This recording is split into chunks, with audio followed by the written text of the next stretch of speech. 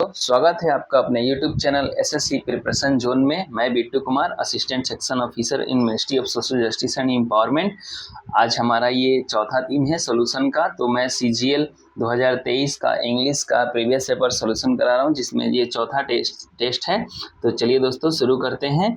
पहला क्वेश्चन है, आपको पहले क्वेश्चन में एरर बताना है। चलिए मैं सेंटेंस को पढ़ता हूँ एक बार। The availability of funds will be ensured if they all try to submit the proposal on time। देखिए इसमें क्या है दोस्तों, यहाँ पे जो ट्राइड वर्ड है ना वो गलत है। क्यों? क्योंकि आप जब कंडीशनल सेंटेंस पढ़ेंगे तो उसमें पहला जो फर्स्ट कंडीशनल सेंटेंस होता है सिंपल प्रेजेंट का होता है कि यदि आप कोई काम करते हैं तो उसके बाद ये काम होगा, यानी एक काम दूसरे काम पर निर्भर होता है तो उसे कंडीशनल सेंटेंस बोलते हैं। ठीक है, तो वो पहला जो स्ट्रक्चर होता है इफ प्लस प्रेजेंट इंडेफिनिट होता है PI। उसके बाद आपका होता है, या तो आप पहले लगा लो या बाद में लगा लो, सिंपल फ्यूचर।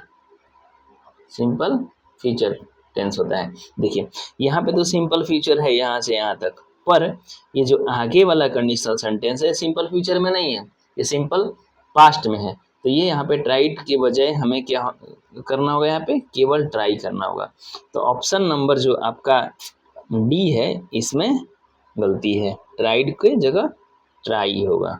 ठीक है, if they all try to submit the proposal on time, अगर वे लोग कोशिश करते हैं कि प्रपोजल को टाइम पर सबमिट कर दें तो फंड्स की अवेलेबिलिटी बिल्कुल इंश्योर कर दी जाएगी। ठीक है, चलिए नेक्स्ट क्वेश्चन में आते हैं। नेक्स्ट क्वेश्चन आपका वन वर्ड सब्स्टिट्यूशन बताना है। A person who does not believe that God exist, और गॉड और गॉड्स एग्जिस्ट, वो व्यक्ति जो ये विश्वास नहीं करता, वो ये नहीं मानता कि भगवान या भगवान लोग हैं, उस व्यक्ति को क्या बोलते हैं? तो देखिए पहला आपको मैंने परसों एक वर्ड बताया था, थीस्ट। थीस्ट का मतलब वो पर्सन होता है जो भगवान में विश्वास रखता है, यानी वो व्यक्ति जो मानता है कि भगवान है। अगर इसमें ए लगा दिया तो इसका निगेटिव हो जाता है, यानी इसका अपोजिट हो जाता है कि वो पर्सन जो नहीं मानता है कि भगवान है, अथीस्ट। तो आपका राइट आंसर हो जाएगा ऑप्शन नंबर B। ठीक है, अब देखिए बाकी इरिवरेंट, प्रोफेन और ब्लास्फेमस, इन तीनों का मतलब लगभग सेम होता है। तीनों में क्या होता है, अपमान करना, तिरस्कार, सारे निगेटिव वर्ड हैं। मोस्टली हॉली चीज़ों का, पवित्र चीज़ों का तिरस्कार करना इसमें इरिवरेंट का मतलब होता है। प्रोफेन का मतलब भी होता है अपवित्र होता है। ब्लास्फेमस यानी धार्मिक चीज़ों का, रिलीजियस चीज़ों का अपमान करना, उनके बारे में भला बुरा कहना। ठीक है, ये तीनों लगभग सेम हैं। चलिए आइए नेक्स्ट क्वेश्चन देखते हैं। नेक्स्ट क्वेश्चन आपका एडम फ्रेज है, और इसमें एडम है आपका शार्प प्रैक्टिस। शार्प प्रैक्टिस का मतलब होता है बेईमानी, यानी कुटिलता, डिसीव। शार्प का मतलब क्या होता है, तेज होता है ना, धारदार। तो शार्प प्रैक्टिस यानी तेज, मतलब शार्प माइंडेड लोग होते हैं, दिमाग ज़्यादा चलाते हैं तो क्या होते हैं, बेईमान होते हैं। तो ये डिसऑनेस्ट हो गया। बाकी का मतलब होता है फ्रीक्वेंटली, बार बार, ब्रीफली, संक्षिप्त में, नियर बाई, आसपास। चलिए नेक्स्ट क्वेश्चन पे आते हैं। आपका नेक्स्ट क्वेश्चन है पैराजम्बल। पैराजम्बल में हम सारे सेंटेंस पढ़ेंगे, फिर उसके बाद आपको एक मीनिंग निकल के आता है, तो आप उसको ऑर्गेनाइज करना होता है। सारे सेंटेंस कैसे सीक्वेंस में आएंगे, या किसी सब्जेक्ट का इंट्रोडक्शन होता है तो आप वहाँ से पहला सेंटेंस चूज कर लेते हैं, उसके बाद बाकी चीज़ें सेट कर लेते हैं। तो देखिए अब सारे सेंटेंस पढ़ते हैं। पहला सेंटेंस है but the question that perturbs Ruskin's mind is what social pressure can be exercised against a dishonest person। यहाँ पे सवाल ये है कि जो रस्किन्स का जो डिस्टर्ब माइंड है वो ये सोच रहा है कि क्या social pressure can be exercise against dishonest person, क्या बेईमान व्यक्ति पर सोशल प्रेशर डाला जा सकता है। फिर दूसरा ऑप्शन है, पढ़ते हैं दूसरा sentence. The merchant, for instance, must supply perfect and pure things to the people। जो व्यापारी होता है एग्जाम्पल के तौर पर, उसे अवश्य ही परफेक्ट और प्योर वस्तुएं लोगों को सप्लाई करनी चाहिए, देनी चाहिए। नहीं, जो दुकानदार होते हैं, जो व्यापारी होते हैं, उनको लोगों को अच्छा वस्तु बेचना चाहिए। चलिए अब ये आपका थर्ड सेंटेंस पढ़ते हैं। Ruskin believes that in every civilized society there exist 5 intellectual profession। Namely the soldier, the Pasteur, the physician, the lawyer and the merchant. Ruskin कह रहा है कि हर सिविलाइज सोसाइटी में 5 इंटेलेक्चुअल प्रोफेशन होते हैं। नाम है उनका इस प्रकार है, सोल्जर होते हैं, पेस्टर यानी पादरी होते हैं, फिजिशियन डॉक्टर, लॉयर वकील एंड द मर्चेंट यानी व्यापारी। हर एक व्यवस्थित सभ्यता में 5 प्रकार के लोग इंटेलेक्चुअल लोग होते हैं, प्रोफेशन है, 5 प्रोफेशन है। तो अब अगला सेंटेंस क्या कह रहा है, अगला कह रहा है persons belonging to these professions, वो व्यक्ति जो इन प्रोफेशन से संबंध रखता है, are expected to perform their duty honestly, उनसे ये उम्मीद किया जाता है कि वे अपने काम को, अपने कर्तव्य को ईमानदारी से निभाएंगे। तो ये जो यहाँ पे अब देखिए सेंटेंस कैसे अरेंज करेंगे। जाहिर सी बात है सी जो है एक इंट्रोडक्टरी सेंटेंस यहाँ पे प्रतीत होता है, और उसके बाद आपका आएगा दीज प्रोफेशंस। देखिए यहाँ पे ये जो 5 प्रोफेशंस की बात कही गई है, उसके बाद ये आपका डी आएगा, यानी सी के बाद डी आएगा, क्योंकि ये दीज प्रोफेशन जो वर्ड है इसको इससे रिलेट करता है। ठीक है, अब यहाँ पे देखिए द मर्चेंट है वो भी बी से रिलेट करता है, यहाँ पे भी द मर्चेंट है सी, ठीक है ना, बी जो सेंटेंस है the merchant for instance must supply perfect and pure things to the people, तो ये भी इससे रिलेट करता है, पर आपका ऑप्शन में सी के बाद बी कहीं है नहीं। ठीक है, सी के जस्ट बाद बी नहीं है, तो ये ऑप्शन जो है रिलाई नहीं करता है। तब हम देखेंगे कि हमारा सी से कौन सा सेंटेंस शुरू होता है, हमारा सेंटेंस सी से ऑप्शन नंबर सी है, तो आपका राइट आंसर यही हो जाएगा, बाकी आगे भी ऐड कर सकते हैं। सी के बाद डी आएगा, डी के बाद बी, देखिए इन प्रोफेशन को ऑनेस्ट होना चाहिए, और एग्जाम्पल के तौर पर जो यहाँ पे ऐसे बता सकते हैं कि जो एग्जाम्पल के तौर पर कह रहे हैं कि सारे प्रोफेशन वाले ईमानदार होने चाहिए, और उनमें से एक का एग्जाम्पल देता है कि मान लीजिए एक जो व्यापारी है उसका काम है कि वो लोगों को सही वस्तु दे। लेकिन क्वेश्चन ये है कि रस्किन्स का जो दिमाग है वो ये कह रहा है कि भाई अगर कोई नहीं करता, कोई बेईमान नहीं करता है, तो क्या हम सोशल प्रेशर उस पर डाल सकते हैं। चलिए नेक्स्ट क्वेश्चन पढ़ते हैं। अगला भी आपका PQRS है। अब इसमें भी सारे सेंटेंस पढ़ लेते हैं। पहला सेंटेंस है आपका but she has no idea and aunt and uncle are waiting for her, लेकिन उसे कोई आइडिया नहीं है कि उसके अंकल और आंटी जो उसका वेट कर रहे हैं। अगला सेंटेंस है the strange child is the story of a young girl who believe she is the only one on the planet. Option B जो है देखिए क्या है, एक बुक का बात कर रहा है, एक इंट्रोडक्शन आ गया। Is the story of a young girl, यह एक यंग लड़की की कहानी है जो ये मानती है कि इस प्लानेट पर केवल वही अकेली है और कोई है ही नहीं। ठीक है, हर parents simply vanished into thin air one day. देखिए इसके बाद ये आएगा, यंग गर्ल के लिए यहाँ पर हर यूज हुआ है, यानी बी के बाद सी ही आएगा। She travels the world in search of Nevada because she aspires to reside in the Mojave desert.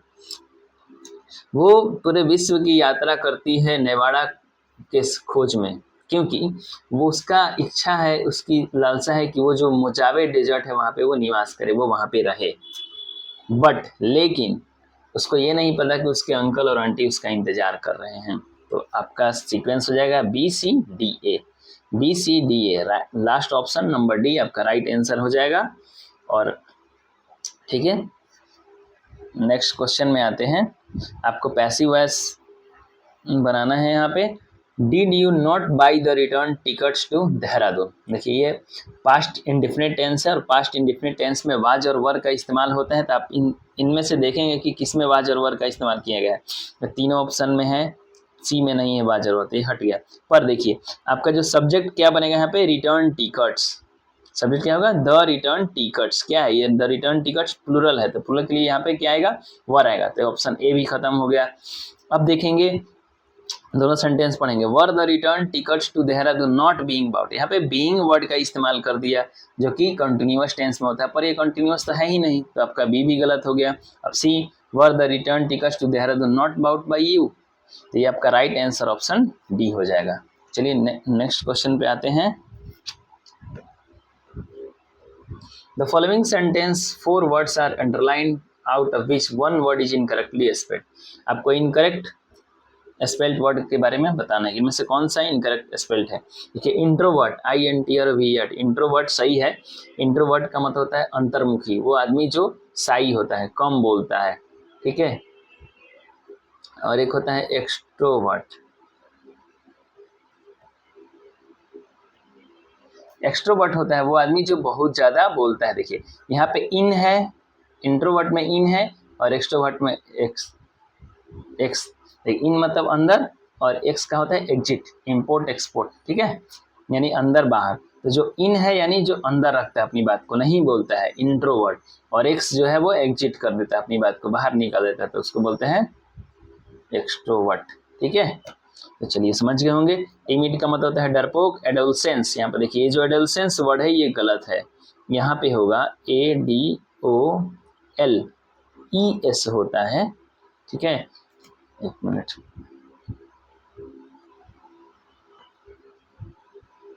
ADOLESENC,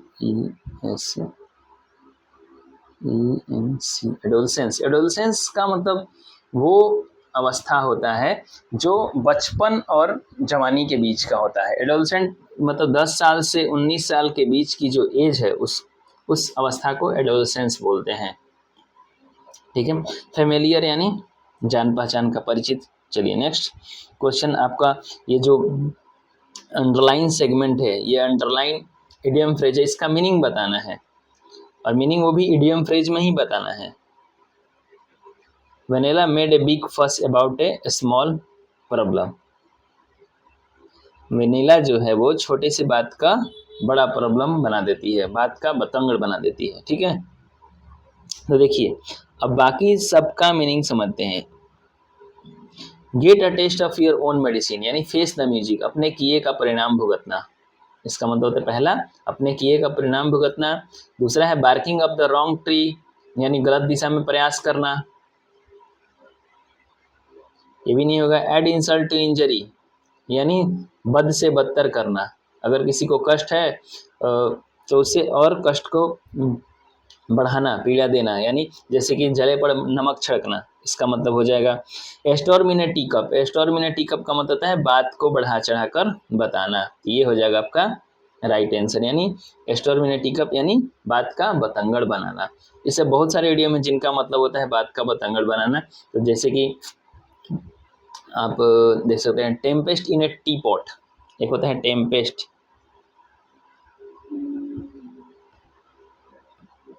Tempest का मतलब होता है आंधी तूफान ही होता है। एस्टोर्म इन ए टी पॉट, इसका भी मतलब सेम होता है।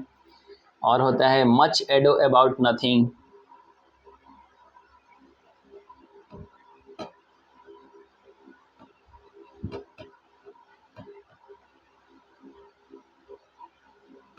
मच एडो अबाउट नथिंग होता है। फिर making a mountain out of a mole hill, making a mountain out of a mole hill वो भी होता है। A storm in a tea cup हो गया। चलिए तो आपका राइट आंसर हो जाएगा a storm in a tea cup, यानी छोटी सी बात को बहुत बढ़ा चढ़ा देना। चलिए नेक्स्ट क्वेश्चन आपका है 9 number, describe how you will tell your parents that Mahesh and his team were helping the fire and rescue team in passive voice. तो आपको ये डिस्क्राइब करना है, आपको बताना है कि इस बात को आप कैसे कहेंगे कि Mahesh and his team were helping the fire rescue team. यहाँ से यहाँ तक जो सेंटेंस है आपको इसको पैसिव में बनाना है। देखिए वर है और हेल्पिंग कॉन्टिन्यूअस भी है, तो जाहिर सी बात है वर बीइंग आएगा। और यहाँ पे the fire and rescue team आपका सब्जेक्ट बन जाएगा क्योंकि वो ऑब्जेक्ट है, the fire and rescue team. अब फायर एंड रेस्क्यू टीम के साथ यहाँ पे वाज या वर का इस्तेमाल होगा। देखिए हेल्प है तो ये नहीं होगा। यहाँ पे देखिए सब्जेक्ट वर्ब गायब है, ये भी नहीं होगा। अब इसमें वाज है, इसमें वर है, तो यहाँ पे देखिए Mahesh and his team were being helping, नहीं ये गलत है। आपका राइट आंसर सी हो जाएगा। कैसे होगा देखिए the fire and rescue team, देखिए ये आपको एक दो चीज बताऊँ, जब एंड से दो नाउन जुड़ा हो, एक के पहले द लगा है केवल द नहीं लगा है, तो वो सिंगुलर सब्जेक्ट को डिनोट करता है। The fire and rescue team was being help by Mahesh and team, तो राइट आंसर आपका ऑप्शन बी हो जाएगा। ठीक है, अब कभी आप सोच रहे होंगे कि the fire and rescue team अलग अलग है तो इसमें वर होना चाहिए, नहीं, अगर the fire and the rescue team होता तब आपका यहाँ पे हो जाता were. Next, select the grammatically correct statement from among the given options. इनमें से कौन सा सेंटेंस जो है ग्रामेटिकली करेक्ट है? It is a nice party, I am enjoying the party. आप एक चीज नोट करेंगे, पहले सेंटेंस में सब में पार्टी पार्टी का जिक्र हुआ है, ठीक है।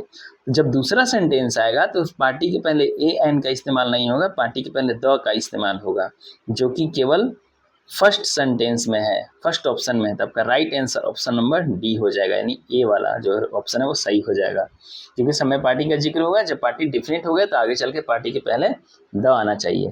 तो राइट आंसर आपका it is a nice party, I am enjoying the party. Next 11th number question है, आपको वन वर्ड सब्स्टिट्यूशन बताना है, जिसमें दिया है अ बुक और set of books giving information about all areas of knowledge. वो किताब या किताबों का संग्रह जो हर क्षेत्र का ज्ञान देते हैं उसे हम बोलते हैं encyclopedia. Right answer option number a dictionary होता है। शब्दकोश वॉल्यूम का मतलब होता है कि बुक का कलेक्शन है, मान के चलो एक सीरीज है बुक का, 5, 6, 7 किताब हैं, उसमें से किसी एक बुक को आप वॉल्यूम 1 वॉल्यूम 2 ऐसे करके बोलते हैं, तो उसे बोलते हैं वॉल्यूम। एंथोलॉजी, एंथोलॉजी का मतलब होता है कोई बुक का संग्रह, पोएम, हाँ पोएम का संग्रह होता है, collection of poems, published poems, ठीक है।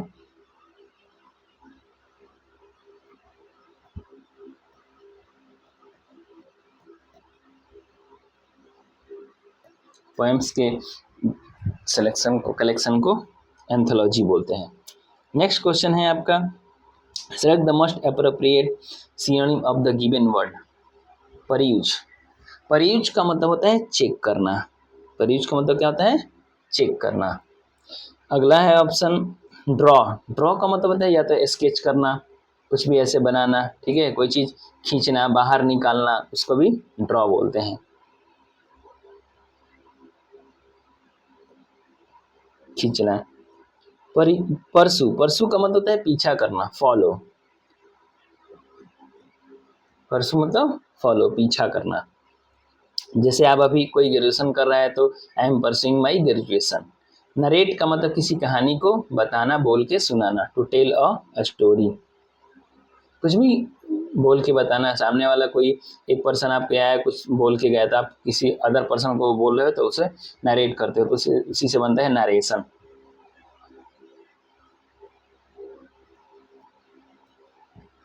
चलिए नेक्स्ट क्वेश्चन पे आते हैं। आपका अगला क्वेश्चन है, पैराजम्बल्ड है, sentences of a paragraph, sorry, चलिए पहला ऑप्शन पढ़ते हैं। पहला आपका सेंटेंस है, we often make all things around us the way we want them. हम अक्सर चीज़ों को अपने हिसाब से करते हैं, जैसा चीज़ें हम चाहते हैं वो अपने, जैसा हमें अच्छा लगता है अपने हिसाब से करते हैं। बी कह रहा है कि even during our pilgrimage we have begun to look for whatever makes our heart happy, gives comfort to our body and peace to the mind। यहाँ तक कि जब हम धर्म यात्रा पर जाते हैं तो हम वहाँ पे भी वैसी चीज़ें ढूंढने लगते हैं जो हमें खुशी प्रदान करे, जो हमें, हमारे शरीर को जिससे आराम मिले या हमारे माइंड को पीस मिले। सी कह रहा है कि our mind is resourceful enough to find shortcuts in simple and easy ways. हमारा जो दिमाग है वो इतना सक्षम है कि हर सिंपल चीज़ों में भी शॉर्टकट ढूंढ लेता है और आसान तरीका, कोई भी क्वेश्चन है उसे बनाने के लिए हम आसान तरीका ढूंढ लेते हैं, साधारण चीज़ों में भी शॉर्टकट आदमी ढूंढ ही लेता है। डी कह रहा है कि it is as if external solution will fulfil our needs and we do not want to make any special efforts even in our spiritual search. अगर हमें, यह ऐसा है हमारा दिमाग, अगर हमें कोई एक्सटर्नल सोल्यूशन मिल रहा है जो हमारे नीड ज़रूरत को फुलफिल करता है तो हम क्या करते हैं कि हम अदर कोई एफर्ट्स नहीं डालना चाहते। We do not want make any special efforts even in our spiritual search. हम अपने स्पिरिचुअल सर्च में भी, भगवान के खोज में भी, आध्यात्मिक खोज में भी कोई एक्स्ट्रा एफर्ट नहीं डालना चाहते। हमें क्या चाहिए? आराम चाहिए, सुकून चाहिए। देखिए अब आप देखेंगे कि जो सी नंबर है ना, ये एक इंट्रोडक्टरी सेंटेंस है। आवर माइंड इज रिसोर्सफुल, इंट्रोडक्ट कर रहा है, हमारे माइंड का डिफिनेशन बता रहा है, ठीक है। तो आपका सी जो है वो पहला सेंटेंस हो जाएगा। और आप देखेंगे कि जो ऑप्शन नंबर ए है यही यही इसमें पहला सेंटेंस जो है सी है, तो आपका राइट आंसर ऑप्शन ए हो जाएगा। ठीक है, CABD। नेक्स्ट क्वेश्चन पढ़ते हैं आपका wicked the emperor was considered as a wicked man. दुष्ट, विक्ट का मतलब होता है दुष्ट व्यक्ति होता है, क्रूर आदमी, दुराचारी। अब इसका एंटोनिम कौन सा होगा, देखिए वर्चुअस, सैवेज, फियर्स, वाइल्ड, ये तीनों का मतलब होता है निगेटिव सेंस में तीनों आता है। वर्चुअस का मतलब फियर, सीवियर का मतलब होता है, सेवेज का मतलब होता है फियर्स यानी दुष्ट आदमी, जंगली आदमी, ठीक है। सेवेज का होता है वायलेंट, उग्र, एग्रेसिव। वाइल्ड का मतलब होता है नीच, नॉट गुड, एक्सट्रीमली अनप्लीजेंट। ठीक है, लिख लीजिए।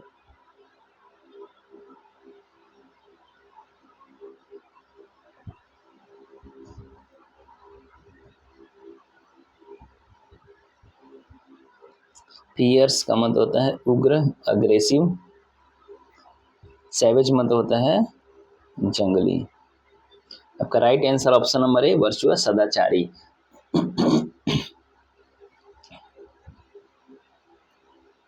नेक्स्ट क्वेश्चन आपका पैराजम्बल्ड है। देखिए अब तक 3 से 4 पैराजम्बल्ड आ गए।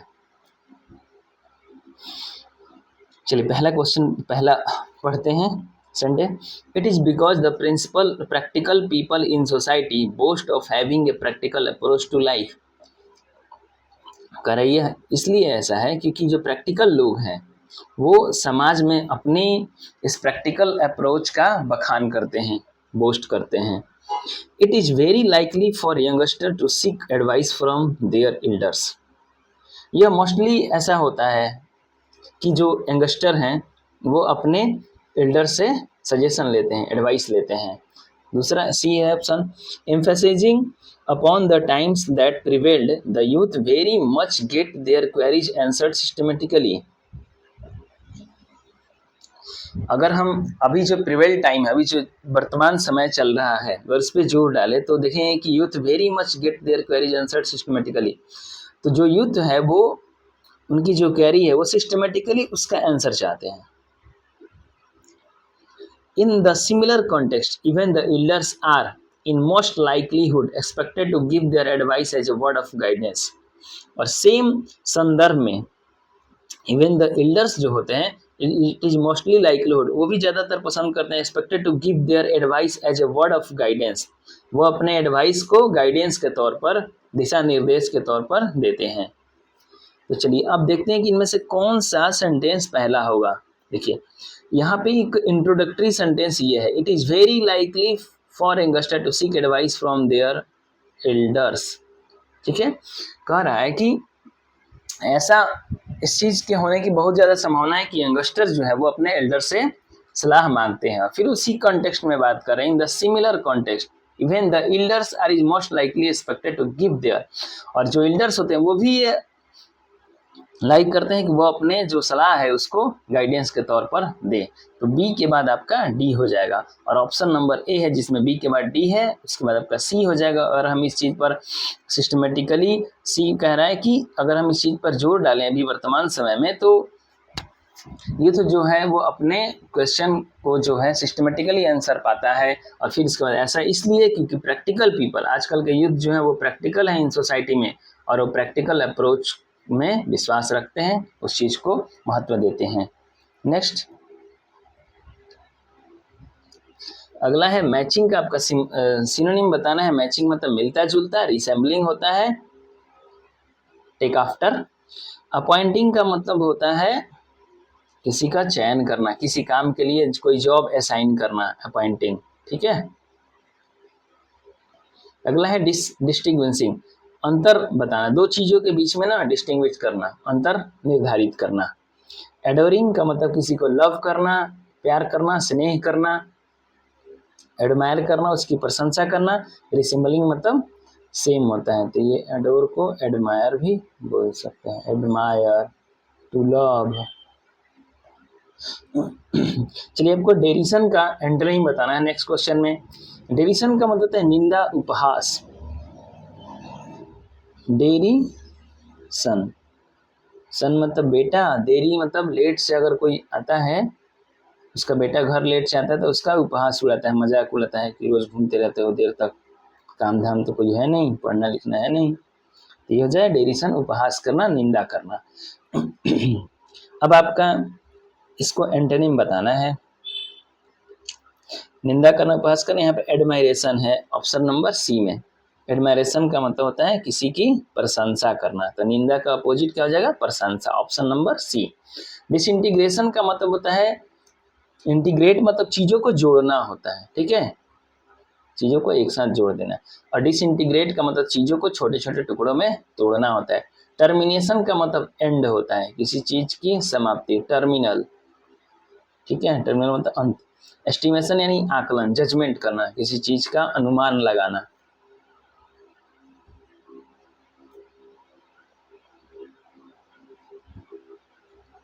तो नेक्स्ट क्वेश्चन पे आते हैं। नेक्स्ट 18 नंबर आपका क्वेश्चन है। इसमें एक वर्ड अंडरलाइन सॉरी ब्रैकेट में है, इस ब्रैकेटेड वर्ड का आपको सिनोनिम बताना है। मॉडरेट, मॉडरेट का मतलब होता है एवरेज, न ज्यादा न कम। He was offered a dash price for his bungalow, उसे बंगले के लिए एक एवरेज प्राइस ऑफर किया गया। तो एवरेज का यहाँ पे क्या हो जाएगा, ना ज्यादा ना कम, का हो जाएगा आपका reasonable price, fair and sensible, मतलब जितना प्राइस चाहिए उतना प्राइस मिलना। तो आप मॉडरेट का ये आपका सिनोनिम हो जाएगा ऑप्शन डी। बाकी सारे ऑप्शन देखते हैं। सस्टेनेबल, सस्टेनेबल का मतलब है ऐसा कोई चीज जिसे मेंटेन किए रखा जा सके, बराबर निरंतर उसको मेंटेन करके रखना, सस्टेनेबल, सतत। सस्टेनेबल डेवलपमेंट गोल आप पढ़े होंगे जीके जीएस में, 17 हमारे गवर्नमेंट ऑफ इंडिया का सॉरी पूरे विश्व में 17 सस्टेनेबल डेवलपमेंट गोल हैं। कंसीडरेबल यानी इम्पॉर्टेंट, कोई सी चीज का काफी ज्यादा इंपॉर्टेंट, लार्ज, वैल्यूएबल होना। रेस्पेक्टेबल, आदरणीय, डिजर्व रेस्पेक्ट, वो व्यक्ति जो रेस्पेक्ट डिजर्व करता है, रेस्पेक्टेबल। नेक्स्ट आपका 90 नंबर क्वेश्चन है। यील्डेड का सिनोनिम बताना है। यील्ड का मतलब होता है समर्पित करना, किसी के यानी सहमति जता देना, कोई चीज अगर काम आपसे बोला जाए तो हाँ ठीक है चलो। The salesman yielded to the demands of his corrupt boss, जो सेल्समैन था अपने करप्ट धूर्त भ्रष्ट बॉस की बात को मान लिया, उसके आगे समर्पित कर दिया। यहाँ पे क्या जो कंसीडेड, कंसीड मतलब सहमत होना, एडमिट। कोटेड, कोर्टेड का मतलब होता है किसी के आगे किसी चीज का प्रस्ताव रखना।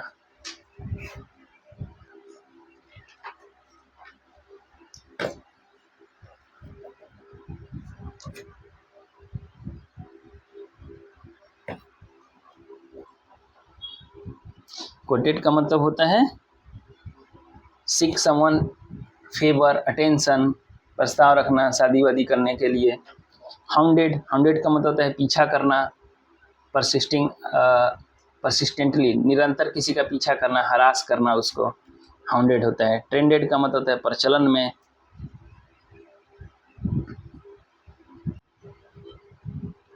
अब नेक्स्ट 20 नंबर क्वेश्चन है। इसमें इनकरेक्टली स्पेल्ड वर्ड बताना है, इनमें से कौन सा स्पेलिंग जो है वो गलत है। डिसीव, DECEIVD, ये सही है। डिसीव का मतलब होता है धोखा।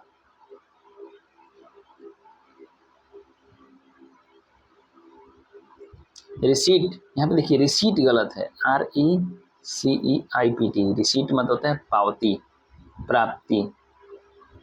जब कोई मान के चले कोई फॉर्म भरने जाते हैं, चाहे कुछ भी ऑफलाइन करने जाते हैं, बैंक में पैसे जमा करने जाते हैं, तो जो आधी कटी हुई पर्ची आपको मिलती है वो आपकी रिसीट कहलाती है, ठीक है, पर्ची। रेसिस्टेंस यानी प्रतिरोध, रेसिस्टेंस यानी रुकावट, बाधा।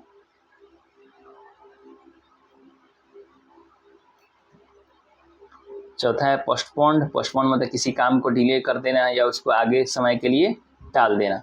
आपका राइट आंसर हो जाएगा ऑप्शन नंबर बी, रिसीट, गलत है, ठीक है।